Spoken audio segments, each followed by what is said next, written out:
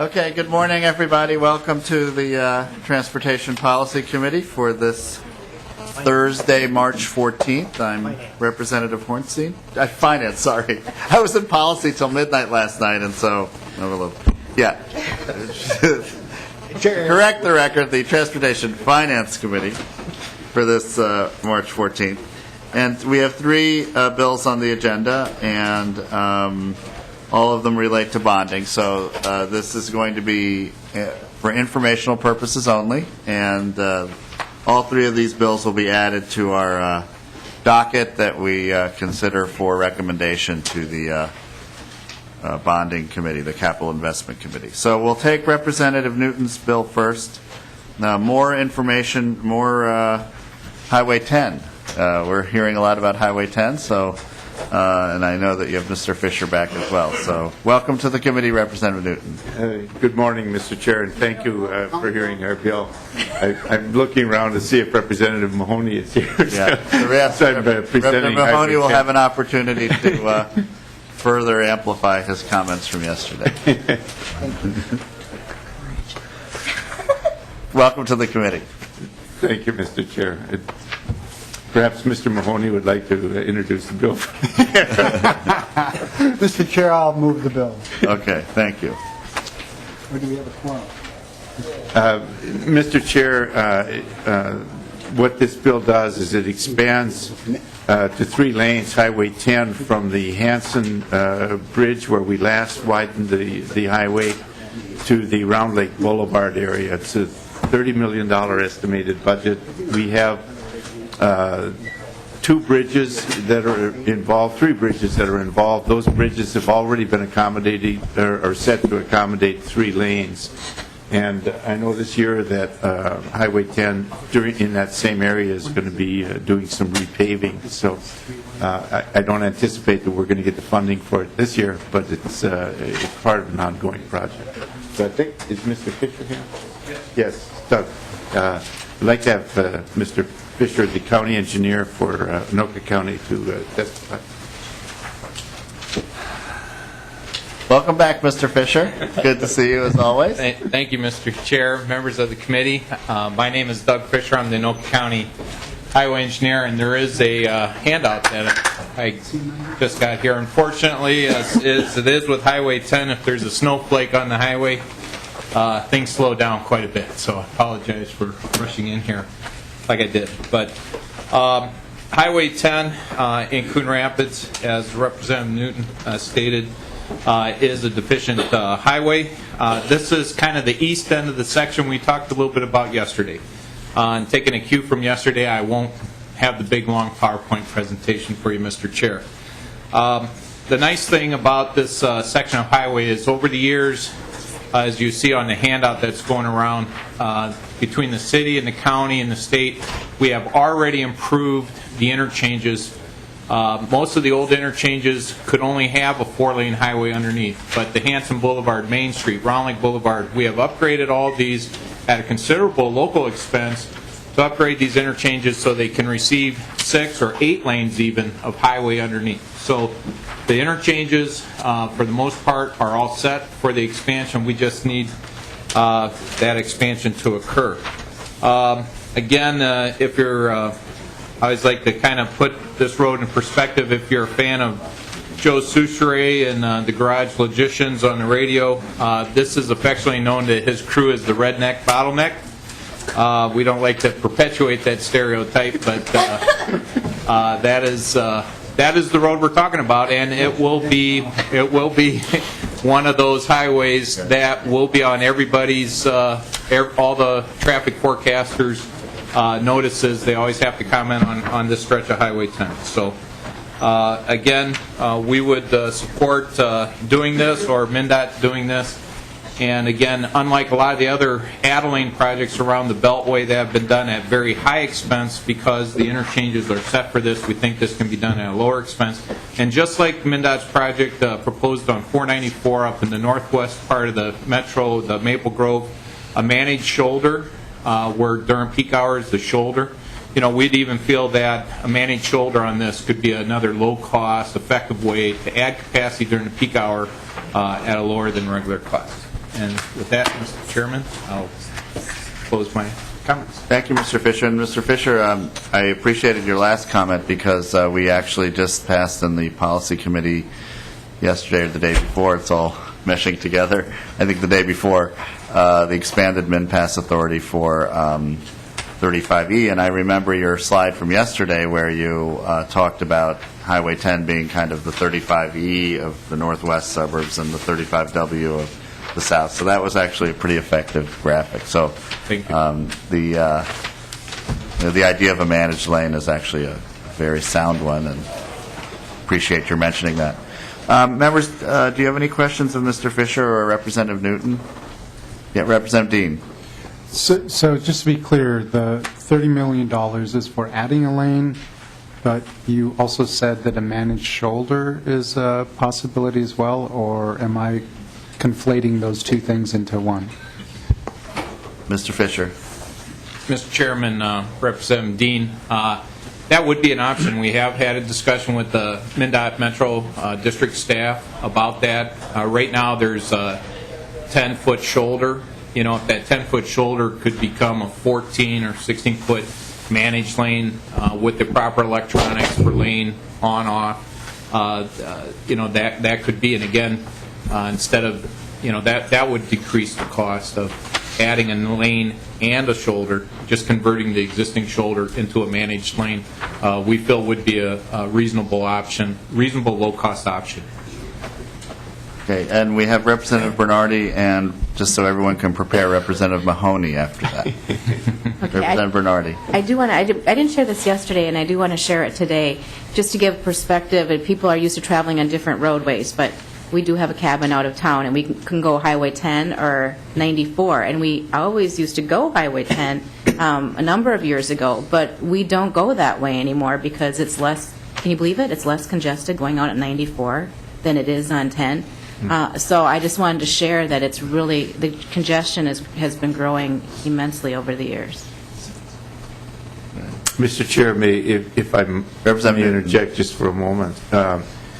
As housing is starting again, you know, at one time, and I remember when we were working with North Star Corridor, we were showing that the Highway 10 corridor was the fastest growing corridor in the state, and it was the third fastest in the United States. And as housing starts to pick up again, we're going to see that same thing with development between Minneapolis and St. Cloud continuing on Highway 10. So I think it makes it imperative that we move sooner on this than later. Thank you. Thank you, Representative Newton. Representative Mahoney. Thank you, Mr. Chair. And I've already had a couple of conversations with people up in a person up in Anoka today, so I'm sure, you know, the understanding, the conversations I'm sure will progress for a while. I have a couple of things, actually. One question and then a comment. I'm looking at the map. You have a blue MnDOT add a lane, and then you have a green section. Which section are we talking about, or are we talking about both of them? And then you have a red section. So is one done, one proposed, and one hoped for, or are they all done? What? Mr. Chair, Representative Mahoney, the blue section is done. It was done in 2009 with great success. That has made a tremendous improvement, but the section in green is still the freeway section. That's 4-lane. Again, and all those orange squares you see are overpasses or interchanges, and they have now all been upgraded to receive that additional widening of the highway below. So it's the green section that we're asking for in this bill by Representative Newton. Mr. Chair, if I may, so then at a later date, you're coming back for another section to the north of this, you know, north of 4th Avenue, is it? 7th. Yes. Okay. Mr. Chair, Representative Mahoney, the rest of Highway 10 through the cities of Anoka and Ramsey are the non-freeway sections where we have those at-grade signals, and that's subsequent That was projects. yesterday? That was yesterday. All right. And all this work would be done prevailing wage, correct? Yes. Mr. Chair, Representative Mahoney, yes, the road and bridge, at the Highway Department, all our road and bridge projects, because they have a combination of federal, state, and local money, will still require prevailing wages. And Representative Mahoney, I'd also like to comment that the Anoka County Highway Department, my department that I oversee and run, is more than half represented by members of the International Union of Equipment Operators, Local 49, and I'll stand my workforce up against any workforce in the country. We do an excellent job, and we've won national and local awards for the service that they provide, and I'm very proud of my guys. Mr. Chair, Good answer. by that particular statement, I would suspect that you would never call them lazy, correct? No, sir. Mr. Chair, and then just one other comment, and I'll be done. In this Representative morning's paper, here's kind of the problem that we are all facing. The counties north of you were, in the last census before, were the fastest growing counties in America, some of them. This year, they are not even, I think, in the top 20. The report just came out, I think, yesterday, and it's in the paper today. That is going to be a problem for us as we try to figure out where to allot money. So, we'll have to follow where the demographics are going. I've got some space in Lowertown. Thank you. Okay, are there any further questions or comments, discussion of House File 671? Hearing none, we'll again include this in our docket for further consideration in terms of bonding recommendations. And with that, we'll conclude this bill on our informational hearing. Thank you, Mr. Chair. Thank you very much. Thank you. Thank you for all of your testimony over the last couple of days. Anoka County. Okay, our next bill, by the way, I do believe we have a quorum. So let's, we have some minutes before us, and this is from yesterday's meeting. Mr. Chair, I've been looking at the minutes, and I'd like to move them for you. Okay, thank you very much. Representative Mahoney moves the March 13th minutes. Discussion? All those in favor signify by saying aye. Aye. All opposed? The motion prevails. Our second bill today is House File 793, Representative Murphy. Welcome to the committee. Thank you, Mr. Chair. And just to review again for you, on these bonding bills, we hold, this has been the custom since I've been here at least 10 years. The Transportation Finance Committee will hold an informational hearing on the bonding request. We'll have a discussion about it, and then we create a docket where we rank the various projects, and then we send those on to Representative Hausman. So even though we won't be taking action on it, this is your chance to shine. Thank you. And then, of course, you can always follow up with members of the committee and talk about what a wonderful project this is and why we should rank it number one. Thank you, Mr. Chair. I appreciate the time that you are giving to us. In 2009, we also had projects, and we decided to combine, instead of individual projects, combine our interests. The rail authority people that are here decided to collaborate and ask for a lump sum, which would cover several projects. Personally, I'm most interested in the Northern Lights Express, but in order to get that, we have to have some other projects down here in the geographically metropolitan area. And so that is why 793 is asking for a lump sum for capital investments for to initiate planning and authorize and fund projects that merit funding from the United States Department of Transportation. And Mr. McDonough from Ramsey County and Bob Mazzoline from St. Louis County are parts of their rail authorities, and they can give more details to you than I can.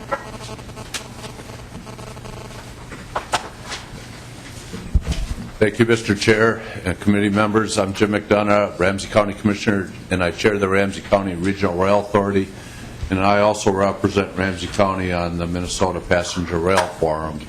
And that's been the vehicle that the Minnesota Department of Transportation has pulled together with all the stakeholders in Minnesota for passenger rail and freight rail to initially help Minnesota form the state rail plan, both for passenger and freight rail, and then to help formulate and help us prepare in the original $26 million that was allocated a few years ago to be prepared for opportunities that came forward to advance the state rail plan, and that's worked quite successfully. We're pleased that there's a bonding request for $26 million. I'm here to talk about a couple of those specifics, but I really want to emphasize, and I couldn't emphasize more, that this partnership that MnDOT has pulled together of all the stakeholders, I believe, has worked quite well for us to be not only to advance a state rail plan, both for freight and passenger rail, to be prepared for those opportunities and help invest in that infrastructure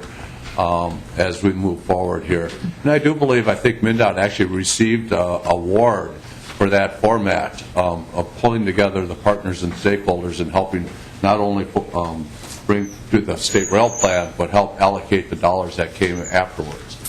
A couple of projects I want to highlight that were funded with the past money, but then also we'll be looking to use in the potential future dollars here was Union Depot, and I know many of you were there December 8th when we had the grand opening of that. So $13 million of that $26 million actually came forward to help leverage over $120 million of federal money, over $50 million of local money to have that intermodal hub for passenger rail, light rail, Met Council transit buses. Jefferson is operating out of there now, and that's a good system there, that intermodal hub to bring all that transit system together.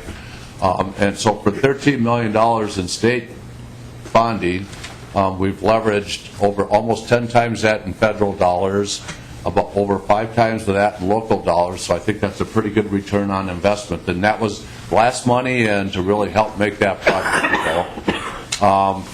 One of the main corridors that Ramsey County has been participating in is part of the Midwest High-Speed Rail Initiative. It's the Twin Cities to Chicago line.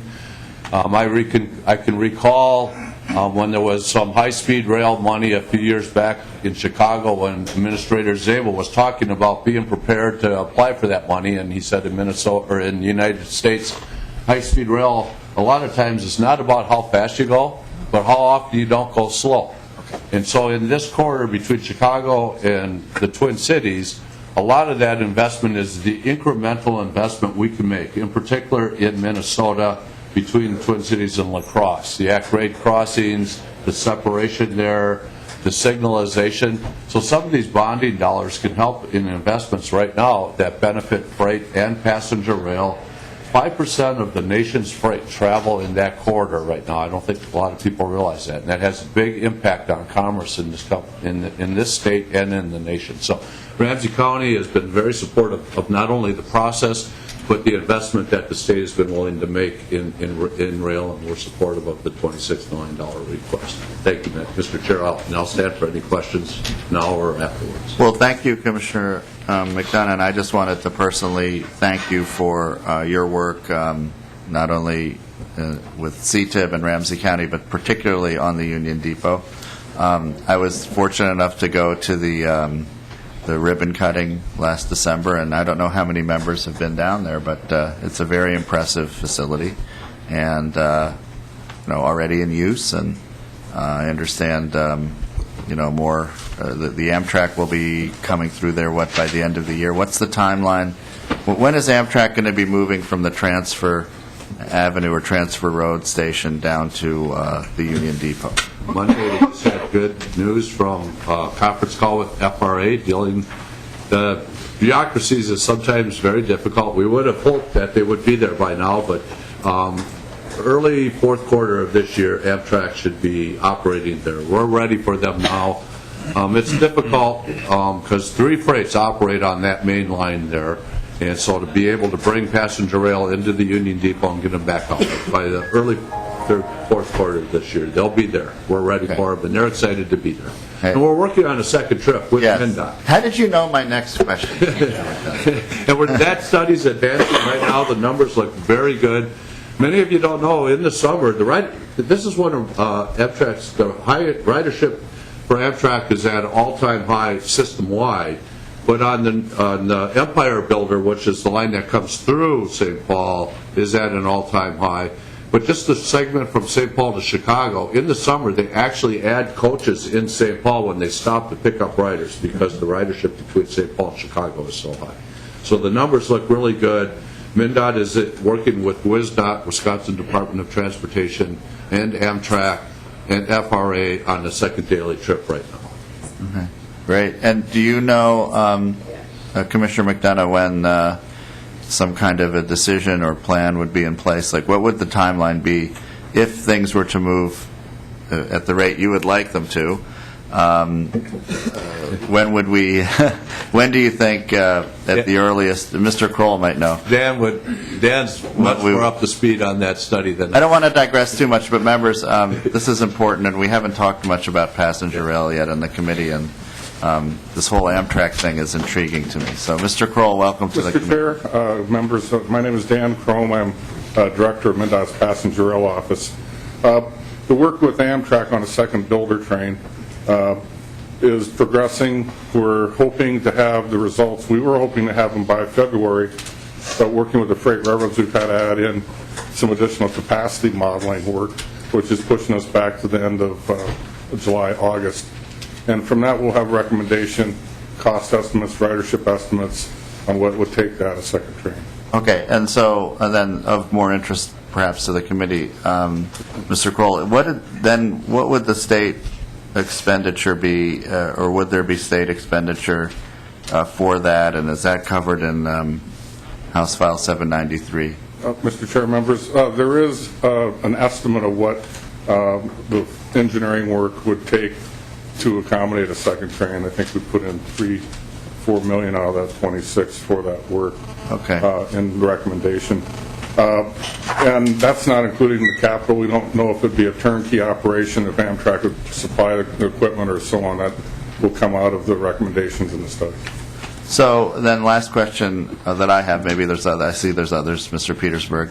Mr. Kroll, so assuming then, the best case scenario, when do you think that we could see that second train stopping at Union Station? Well, Mr. Chair, members, under the passage of PRIA, which is the Passenger Rail Investment Improvement Act of 2008, Congress said that services such as this are corridor trains. They're not part of Amtrak's national system.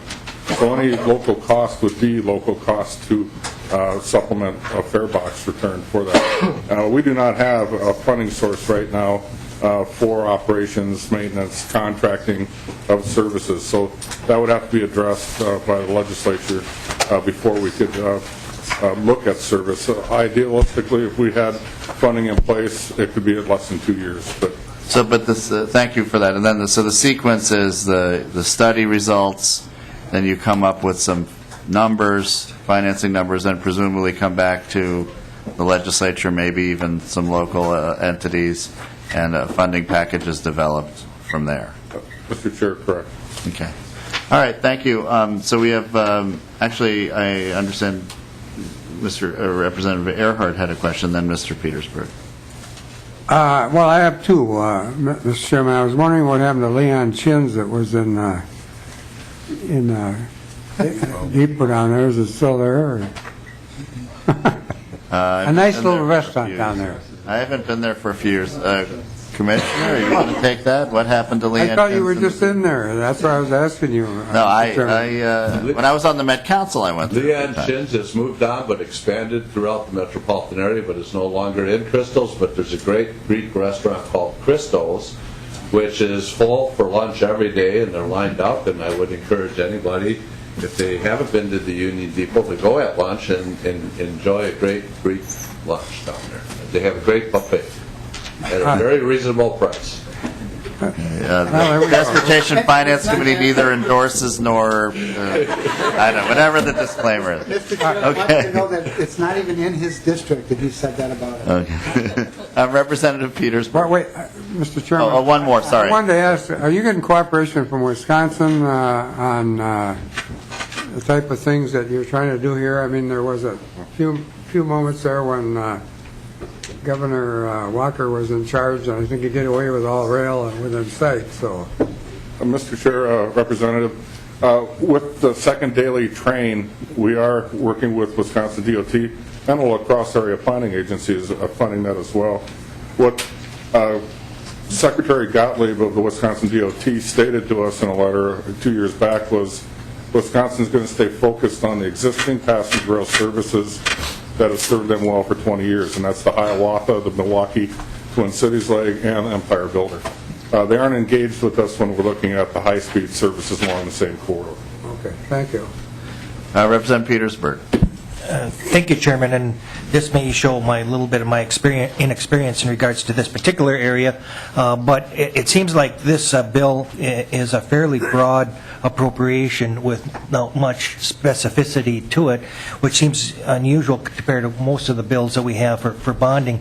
And it sounded like at least there was some sort of priority there, and I'm wondering is there at least a priority of or schedule of anticipated expenditures for this that we could get, because it does seem like we're diverging from the normal direction.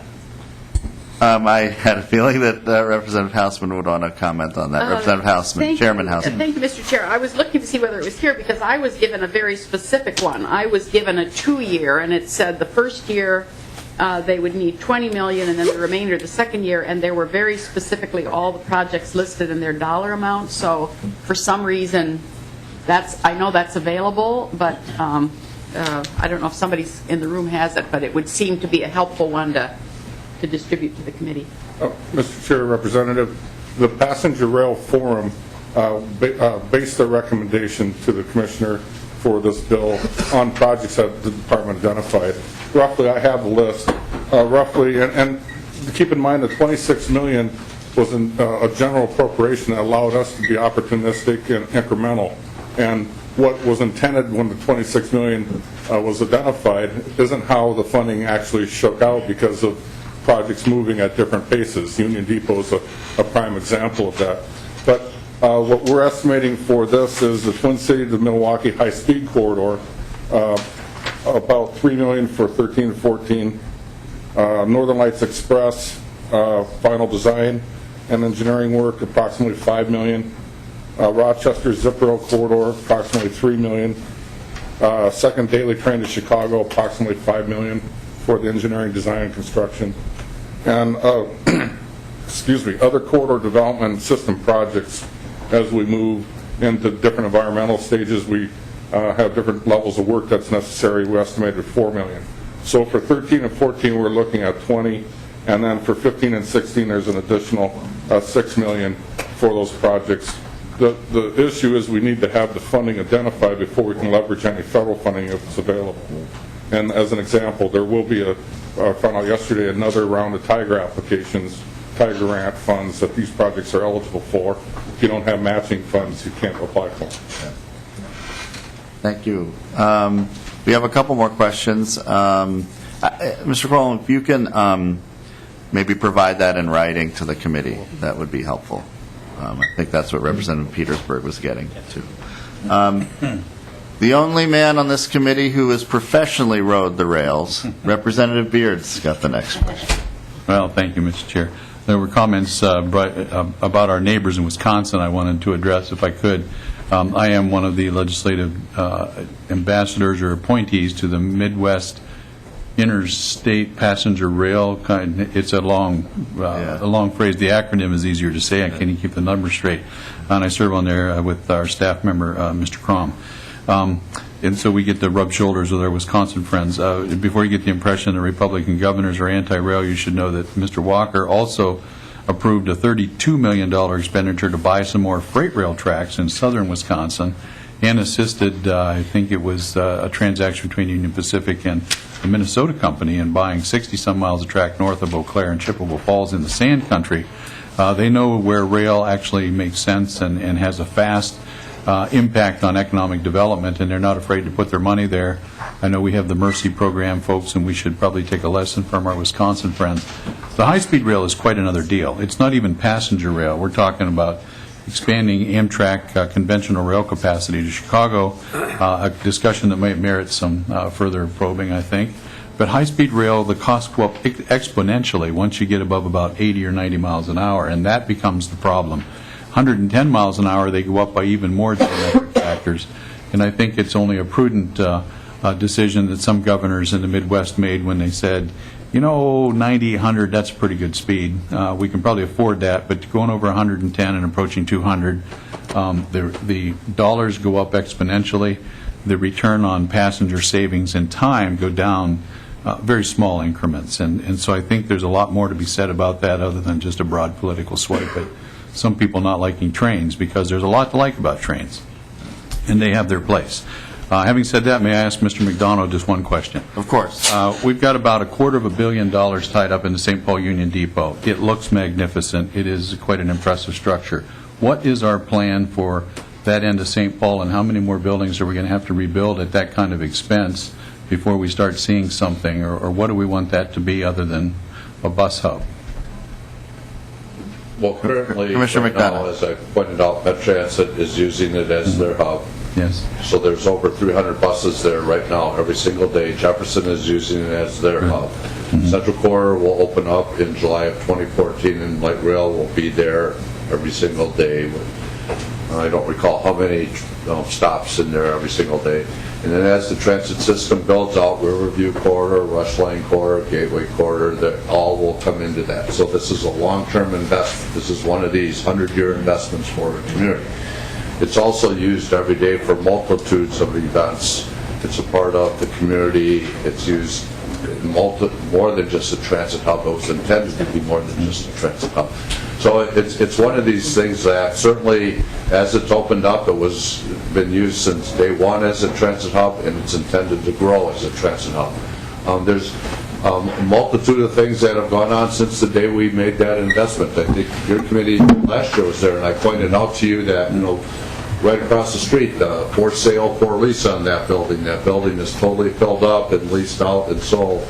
The post office just announced that a private developer has bought that building right next door and is going to invest and build 250 market rate apartment rentals right next door, where that building has been on the market for over 6 years with no takers. Right on directly east of that is an empty parking lot that's been sitting empty for, 20 years or so, and there's interest from a private investor to do 65 market rate apartments there.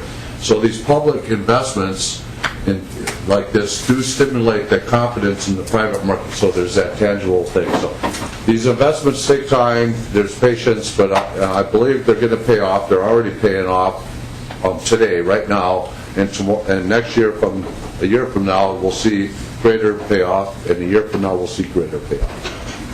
Thank you, Mr. Chair. Thank you. Representative Benson, then Representative Hausman. Thank you, Mr. Chairman. You mentioned that there's $3 million in monies towards the Zip Rail project in Rochester. Help me understand, there is a study already in progress on a feasibility and economic study. So does this money get allocated even if, we got some time frame here? What if the economic study says that a high-speed rail between Greenfield project, high-speed rail between Rochester and the cities is far too expensive? We've got $3 million that we're going to spend anyway. Can you help me understand that? Mr. Crum. Representative, we have conducted 3 other studies in the past that were done before there was a federal rail program, a passenger rail program. This study is the first one since the federal government passed PREA, as I mentioned, and became aggressive in implementing passenger rail throughout the country.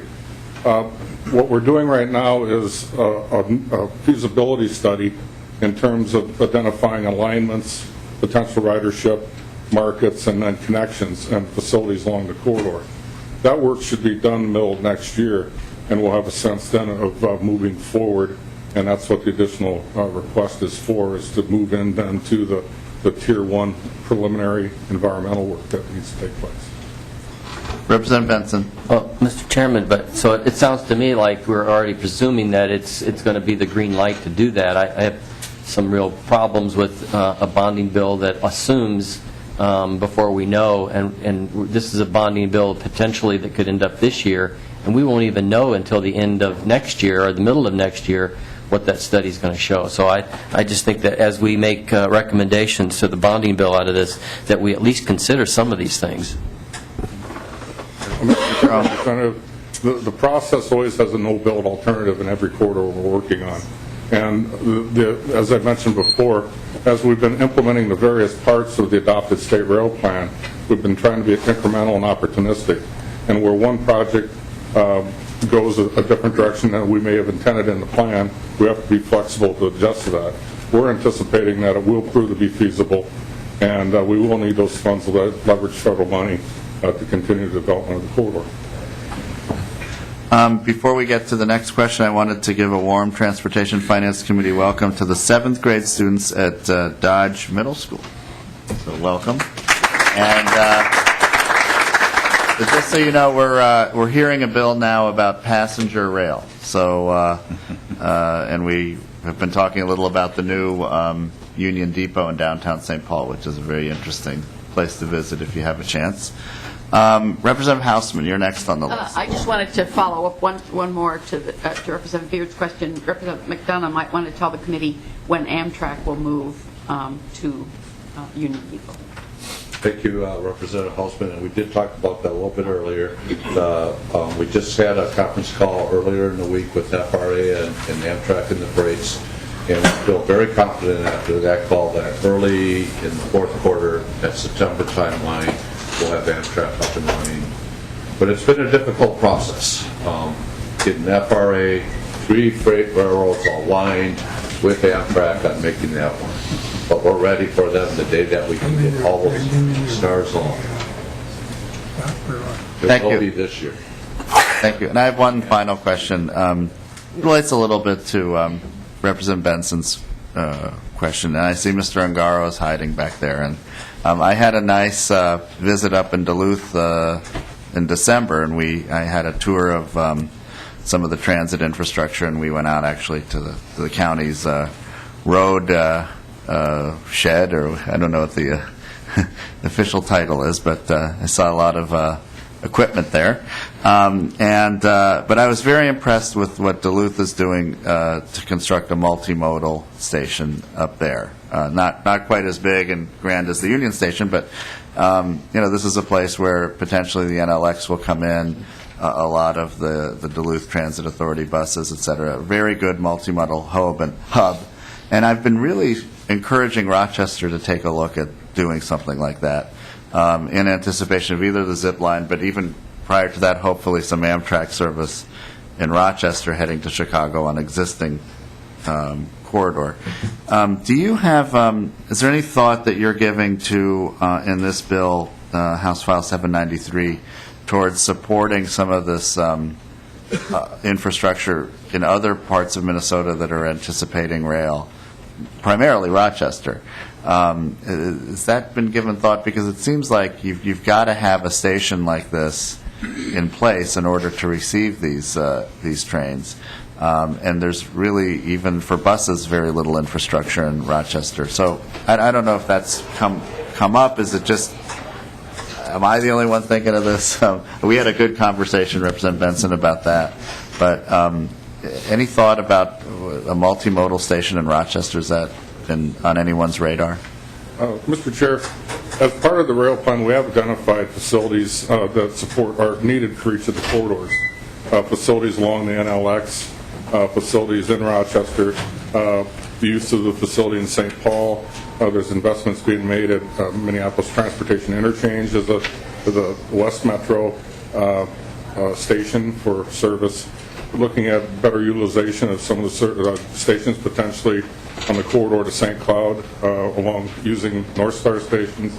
So that type of infrastructure, along with maintenance and operating facilities, are part of all these corridor projects that are identified in the plan. Okay. Well, I'm going to huddle a little with Representative Benson because he's given me some ideas here. But Representative Benson.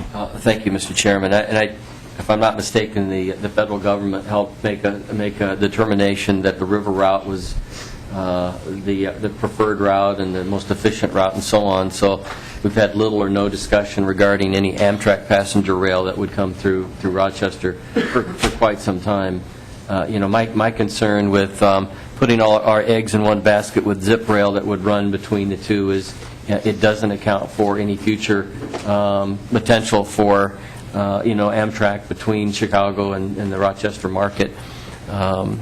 And indeed, we have no facilities. We've even caused the chairman of this committee to walk 1.5 miles to catch I think it was a Jefferson line, if I'm not mistaken, to downtown Mayo because we don't have a facility. And but it was a beautiful day, and it's a wonderful city. So it's the PAD. It was PAD Transit, Representative Fornani. But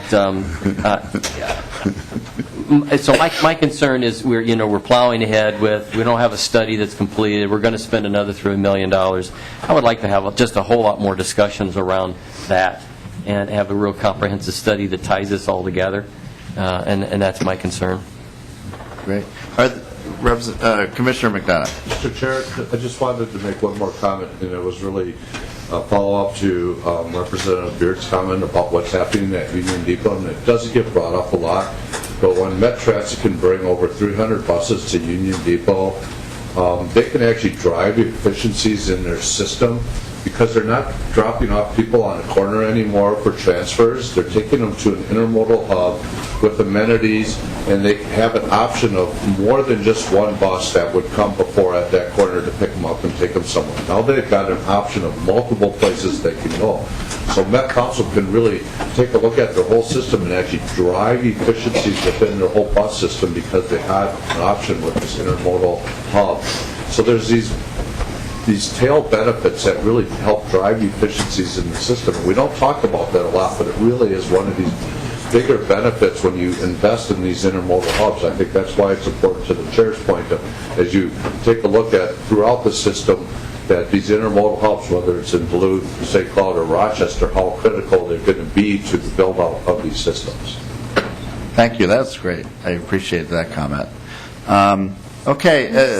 Yes, concluding comments, Representative Murphy, as we wrap up. Mr. Chair, you know where I live, up north, far away, over 2.5 to 3 miles, 2.5 to 3 hours away.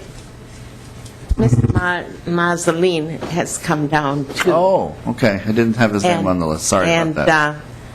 To testify about our project or the continuation, and I would hate for him to come all the way down without absolutely. making Yeah, I did not have him on the list. Statements. Okay, absolutely. Welcome to the committee, and I apologize I didn't have you down here. So I know that there was another testifier coming that's sick, and so I hope we'll get the northern perspective from you. So welcome to the committee. Please state your name for the record. Mr. Chairman and representatives, thank you for having me here. Bob Manzoline with the St. Louis and Lake County Regional Rail Authority. Also working on the NLX Intercity Passenger Rail Project between Duluth and Minneapolis. Some kind words were said by you, Mr. Chair, about the depot in Duluth. We're also working, I don't think anyone's really touched on the other projects involved with the former bond appropriation that was set aside for the passenger rail improvement projects within the state. I'd just like to touch on a couple of those. Others, Mr. McDonough reported on Union Depot. Rochester Zip Rail has received a good deal of the funding for their environmental studies. MTI in Minneapolis, several million for the development of the MTI station. And NLX has benefited greatly from those past dollars, predominantly for completion of the environmental work on the project, and now moving ahead into the engineering phase of the project. We're calling it preliminary engineering. The bond dollars that we received, about $3 million, have gone to match $6 million in federal funding. So it's about a 2-to-1. And we're progressing NLX on the engineering level now, not just the environmental study level. It's kind of a big step for us. We're very excited about it. We'll start working with actual design, particularly with some of the stations along the way. We're planning in Coon Rapids, Cambridge, Hinckley, Duluth, and it's moving ahead. And without the help from that former bond appropriation and the one that we're suggesting in this legislation, passenger rail in the state would really diminish, and we're here to support that. Thank you. Thank you. Are there any questions of our testifier from Duluth? Representative Beard. Thank you, Mr. Chair. I just would be remiss if I didn't recognize Mr. Now you said it, now I can't say it, John Argara, who also serves with us on the Midwest Interstate Passenger Rail Commission. I see him sitting in the dark, and it dawned on me that he also serves on that with Mr. Crom and myself. So that's all. Thank you. And I also wanted to welcome to our committee, we have another class of 7th grade students from Dodge Middle School, I believe. So, and as I said to the class over here, we're just wrapping up some testimony on a bill to promote more passenger trains, passenger rail, in the state of Minnesota. So that's on the topic today, and we have one of our members from Hermantown, Minnesota, near Duluth, presenting the bill, Representative Murphy. And Representative Murphy, do you have any final thoughts? I don't see any more questions from the committee. So anything you want to? Oh, yes, we do. Okay. Representative O'Neill. It wouldn't be a day if I didn't ask a question. That's right. Chair. You've been unusually quiet today. I know. Thank you, Chair. Just can you help me understand some of the history and the background? I understand that there had been a passenger rail line from the Metro up to Duluth, and then it was abandoned. Can you speak to why it was established, why it failed, and why we're looking at doing it again? Well, Representative Murphy. Mr. Chair, it was part of the original Amtrak. But as a child, I remember the trains coming into Duluth on a regular basis, several trains a day carrying passengers into Duluth. And that was a long time ago. And then Willard Munger was a representative of the House of Representatives he's the longest serving representative in history, and he was a motivator of rail transportation from Duluth. And after his death, the train kind of died too, more because of the time. It became almost quicker to drive than to ride the train with all the stops that the train made between the cities and Duluth. And so economically we couldn't generate the federal matches and the state interest. But people started to cooperate. And that's where we've gotten to this point of cooperation to have some kind of rail service throughout the whole state. But certainly Mr. Mazzoline could talk about that in more detail than I can. But I think it's a good thing to have choices. Mr. Mazzoline, do you want to add to Representative Murphy's historical account of the rise and fall of the Duluth Amtrak service? Very quickly, Mr. Chair and Representative, the Amtrak service ended in 1987, and it was a fairly slow, cumbersome train ride, 3.5 to 4.5 hours from Minneapolis to Duluth, and it really did fail because it did not compete with the automobile. Back in 2001, actually, we went and looked at why that system failed and what we could do to reverse it and make people want to ride the train. And we've done a lot of work to establish a route now that would travel at speeds of 90 and for short distances 110 miles an hour. and get between Duluth and Minneapolis in just over 2 hours, 2 hours and 15 minutes, which is competitive with the automobile with 4 stops along the way. So we know that we have to compete with the automobile. We have to get there quicker, particularly on a day like today. You can get there a lot faster. And that's, we've learned from the past, and we're moving into the present and future. Representative O'Neill, thank you. Representative O'Neill. Thank you. Thank you, Chair. I guess I'm still not quite understanding the why.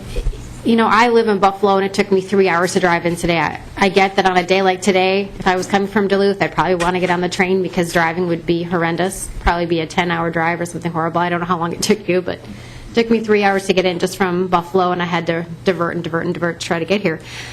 My question is, I'm just trying to understand why there is a great desire to go back and forth between that. We've got the interstate, which is, unless a day like today, works pretty well. It's an incredibly expensive endeavor to do passenger rail. Is there, a great demand to go from Duluth down here? It's, best case scenario, it's over 2 hours of travel from Duluth to the metro. I'm just trying to understand. Obviously you're not going to live in Duluth and work in the Twin Cities, so I'm trying to understand what would be the desire to have a train to go there, back and forth. Chair and Representative, we could spend the rest of the morning discussing this, I believe, but there's a lot of reasons. The studies that have been performed so far, we look at the traffic on Highway 35 itself right now, heading toward Duluth, between here and Hinckley, for example, well over 24,000 cars a day, and then up to Duluth. And we look at the passenger rail system and how many people would go from the automobile to the train. And what we're seeing right now is to make the train successful, it would only need to take about 5 to 10% of those auto travelers and put them onto the train. It's not a lot of travelers you might think would be needed to make a system like this successful. And a lot of folks do need another option for transportation. There's a lot of need, we believe, for that train service, and what we're seeing so far is that the ridership numbers justify the costs of operation. They might not justify the cost of construction. The construction would be a capital cost not covered by the ridership revenues. Infrastructure would be constructed primarily with public dollars, and then when the operation occurs, those operational costs will be covered by revenue fares. And right now it's about a break even on NLX is what we're seeing. And am I answering your question? No. No? But may I ask a follow-up to maybe Sure, drill down a little bit deeper? Again, I just don't see people living in Duluth and trying to drive, take the train into the metro to work. I could see people maybe going along that route to go to the casino. So are we doing this so that people can get to the casino in Hinckley? I just don't understand. Other than maybe going to visit Duluth for the weekend or something, I'm just trying to justify this huge expenditure, like you said, of capital investment, so people can go to a casino or could go to Duluth for the weekend. I mean, we're not talking about people living in Duluth and coming to the Twin Cities, because you haven't said that. I don't understand why would we want to do this and spend so much money. I mean, how much is it for the capital investment? Right now, Mr. Chair, Proceed. about $700 million for the capital. So $700 million so that people could go to the casino and go to Duluth for the weekend? I don't see the justification. Well, Mr. Chair, and if I may, Representative, if you look at the ridership numbers, again, we have 4 stations along the line in Coon Rapids, in Cambridge, Hinckley, and Duluth. And right now, the studies are telling us 2/3 of the ridership will occur between Hinckley and Minneapolis. And it will actually serve more like a transit system from Hinckley on south.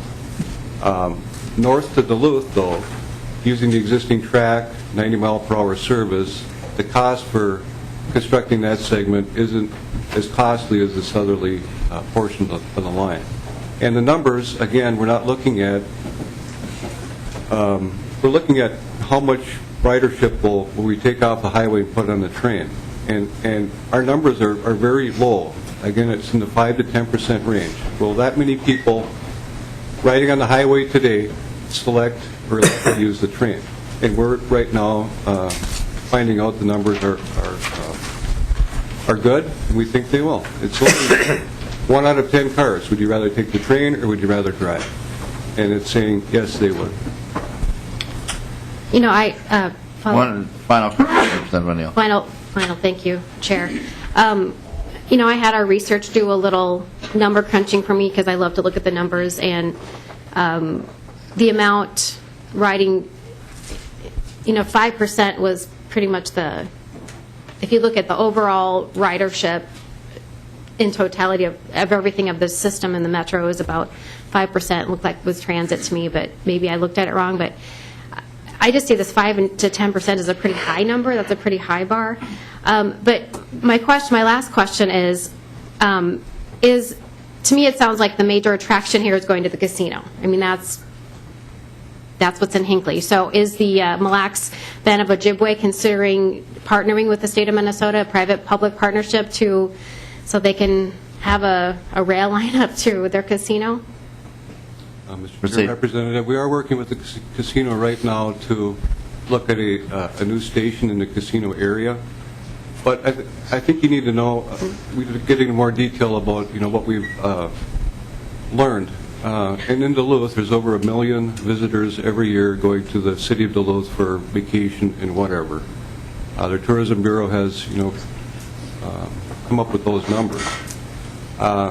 And I think there's a lot more travel going on in that corridor that you might not be aware of. Enlighten me.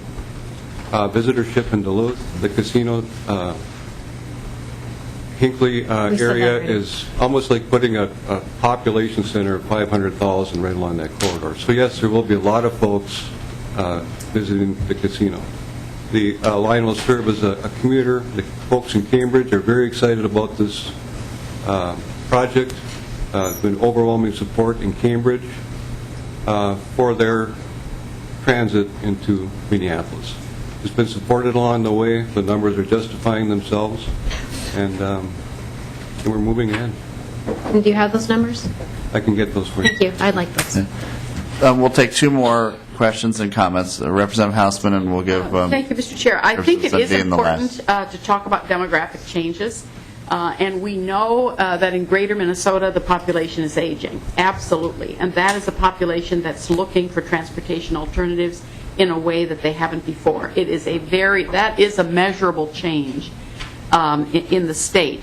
And we certainly hear that they're looking for alternatives. The other thing is what's happening in Duluth. UMD, as I believe this it was true last year, I'm assuming it is still true, is the fastest growing part of the University of Minnesota.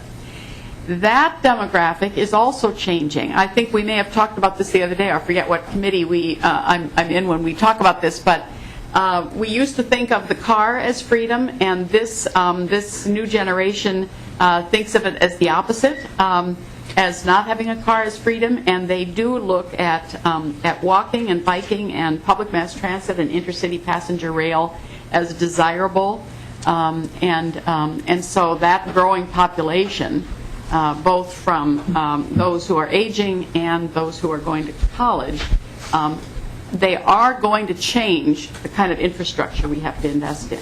And I think that's what happens here. I think the other thing, when we hear that price tag, I do think we have to think about the investment in rail and rolling stock is a 100-year investment. I mean, we are building for the future, and when you build transportation infrastructure, you have to sort of look out that far sometimes when you measure these investments. So I just think those are helpful additional comments.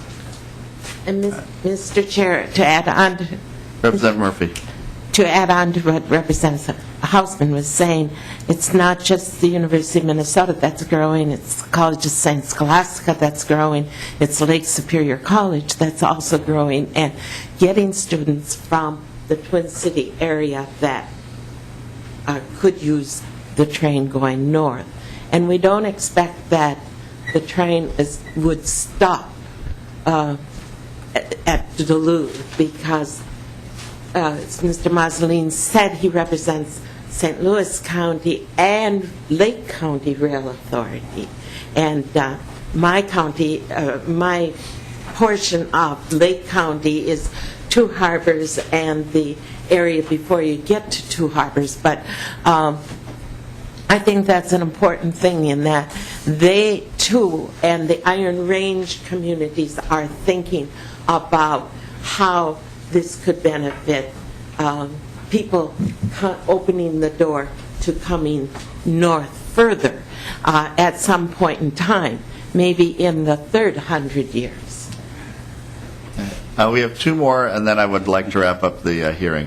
Representative Sundin. Thank you, Mr. Chairman. To the author, some of this was asked and answered by Representative Hausman already, but the colleges up there, could we be provided with the numbers of out-of-area students that could potentially use that rail system? And could we also get some numbers from the Chamber of Commerce as to the tourism traffic that could be generated to the city of Duluth as well? As we prioritize this, all these measures, those would be good numbers to have. Thank you. And of course, this will be, as we discuss this, it's a bonding proposal. And we'll make sure that, and we'll talk with Representative Hausman about the proper timeline for us to do this ranking. It'll be soon, and we'll hopefully get all the information that members still seem to need about this proposal in your hands. I saw, somebody, I saw a hand somewhere. Was that? Right. Oh, okay, Representative Beard. Yeah, just to rectify a situation or a comment that was just made, railroads are not 100-year investments. In the freight world, members, FRA requires freight cars to be destroyed every 40 years. I think passenger cars may have a shorter lifespan, but Mr. Crom could probably correct me on that.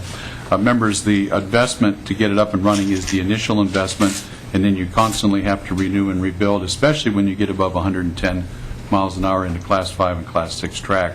You replace ties and rails routinely every couple of years. I just want to make sure we understood that the right-of-way might be a 100-year right-of-way, but the investment in the capital equipment itself actually is constantly being renewed. Thank you, Mr. Chair. So, okay, folks in Dodge Middle School, that's going to be on the test.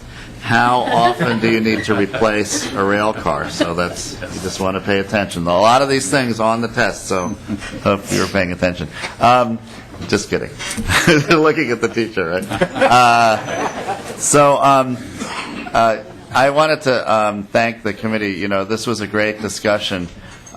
We didn't really have, I think, we had a little bit of overview from MnDOT about passenger rail when they were giving their general overview, but this actually, I think, this hearing, Representative Murphy, provided the committee with a lot more information about passenger rail. So this was really helpful. That's why we went almost 45 minutes, I think, on this. So I really appreciate your bringing this to our attention. I don't know if you or any of your testifiers want one final comment. Otherwise, we'll move on to our last bill. I think we all learned today. Thank you. Coming from a teacher, that's a good thing. Okay, members, so... Take your time. Yeah, so members, again, to remind you, House File 793 will be on our docket for consideration as a ranked bill for our bonding bill. To Representative Hausman. So with that, this bill is now completed, our informational hearing. We have one last one. Hopefully it's not as controversial. I've presented this one before, and we'll hopefully even potentially end early. But please be kind to Vice Chair Bernardi as she oversees her her maiden voyage as the chair of the Transportation Finance Committee. Did you bring your mason to work? When the first time you chair a committee, does he have to bring candy? I've got 6 amendments.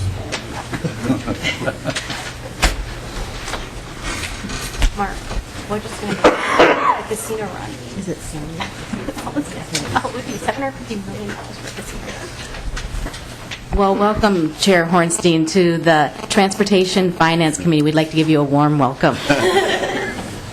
And this is for those of you, I'm sure, that are just getting here or just got here, that this it's the custom of this committee for the last 10 years to provide information and review these bills and rank the various proposals, and then we will bring them forward and recommend those to the bonding committee with Representative Hausman.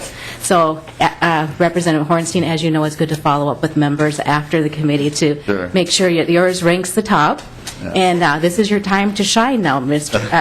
Representative Hornstein. Thank you, Vice Chair Bernardi. And, you know, members, I do sometimes on the side impersonations, and that was a very, now feeling like a little comeuppance here. So, anyway, members, this is a bill that Representative Beard heard last year, and I think I've been bringing on a fairly regular basis. And this relates to Storm Tunnel Project and I-35W, which is actually a little bit closer to the area I used to represent before redistricting, but still very close to my district. And of course, I-35W is the most heavily traveled corridor south of downtown towards Lakeville in the region, both for automobiles and public transit. So it's always good to get our infrastructure for this corridor up to our standards. And so I have just one testifier today, and that's Ms. Cherney, Lisa Cherney from the City of Minneapolis Public Works. So she'll just walk you through a brief PowerPoint, and then I think both of us would be happy to answer your questions. Good morning. My name is Lisa Sterney. I'm the Director of Surface Water and Sewers for the City of Minneapolis in the Public Works Department. We're having a couple of technical challenges, but so I'll get started because the packet is in your information. So if you look on the bottom left corner of the first slide, that is the outfall for the 35W South Tunnel underneath the new 35W bridge. The lower right-hand corner shows the 35W North Tunnel. And the reason the difference, the north-south, south is on the south side of the Mississippi River, the north is on the north side. I'm going to also give you a little bit of history on the specific infrastructure. So these are deep storm tunnels in the city of Minneapolis that drain both MnDOT right-of-way as well as city right-of-way. They are roughly 80 to 100 feet below the surface, running in the 35W corridor. They're built in a sandstone layer below a bedrock layer. They are built of concrete. They range in diameter between 8 and 14 feet. The 35W North Tunnel is roughly 1.8 miles in length, and the 35W South Tunnel is roughly 4.7 miles. Just going to pause here one quick second to catch up, and then you can see on your screens as well. So the 35W North Tunnel on the north side of the Mississippi River, that was built to accommodate the 35W drainage in the MnDOT right-of-way, as well as there was a significant portion north of that area that historically drained to the sanitary system. And so we were not, in our current system, we didn't have the capacity for that. So at the time of the freeway, the city also then disconnected that storm from the sanitary, which was part of our combined sewer overflow initiative that has been going on for many years. The 35W South Tunnel is a bit different. The drainage went from the west side of the freeway all the way over to the Mississippi River. The 35W corridor is down in a trench, and that disrupted that flow. And so the 35W tunnel had to accommodate that drainage as well. Our current bonding request is for $4.5 million of state bonds, as well as we have a $4.5 million local match. The local match is coming out of our Stormwater Utility Enterprise Fund in the city of Minneapolis. The types of deficiencies that we would address with this funding, the top left, it shows groundwater.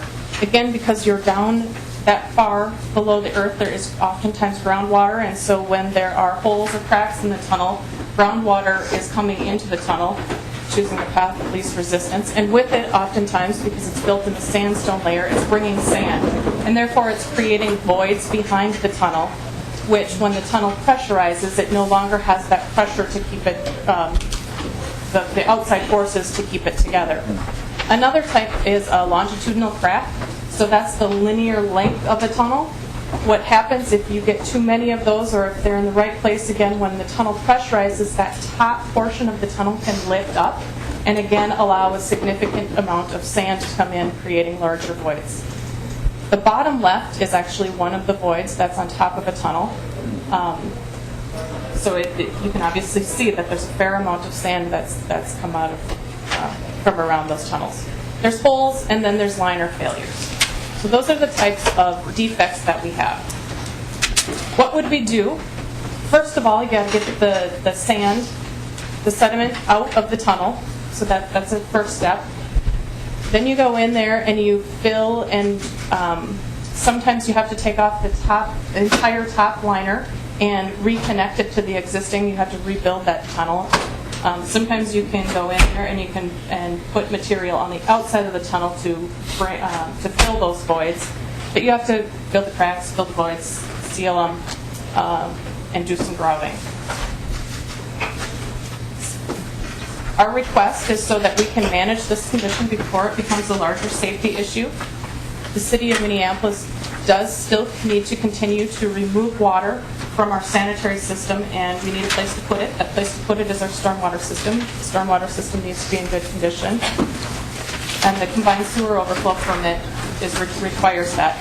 Metropolitan Council Environmental Services also has what's known as an inflow and infiltration program, where they're trying to remove clear water out of the system and keep that space for wastewater. We have been working with MnDOT, and will continue to be working with MnDOT, and they do support our request. With that, I will stand for questions and appreciate your time. Well, thank you to our testifier and to Chair Hornstein.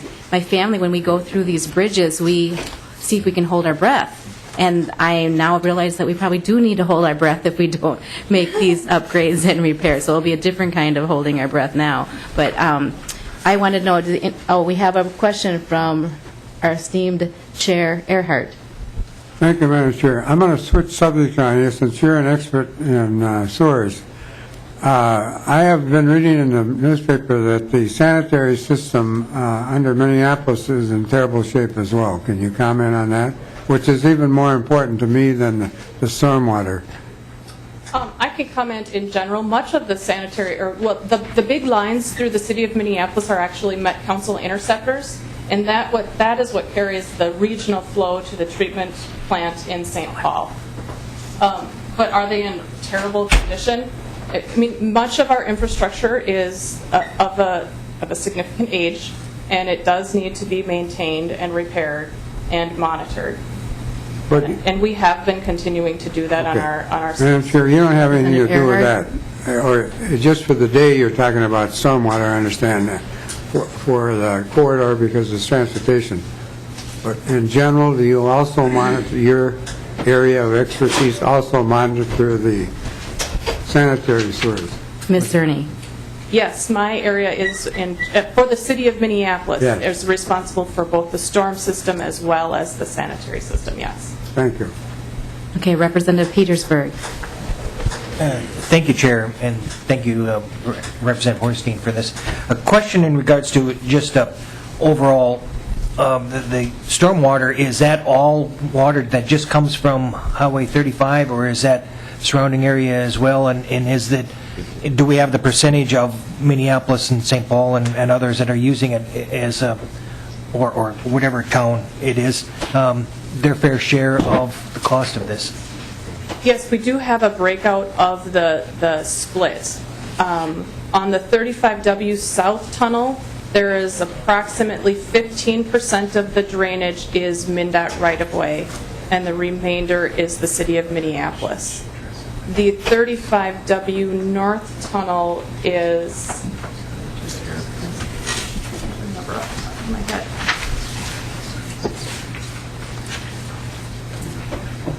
I don't remember that number off the top of my head, but again, it's a portion of the flow. A smaller portion of it is MnDOT, and the larger portion is, I'm sorry, it is on the slide. 62% is 62% of 35W North is MnDOT, and then the remainder is, I said that backwards. 62% is Minneapolis, and 32 is MnDOT. Okay.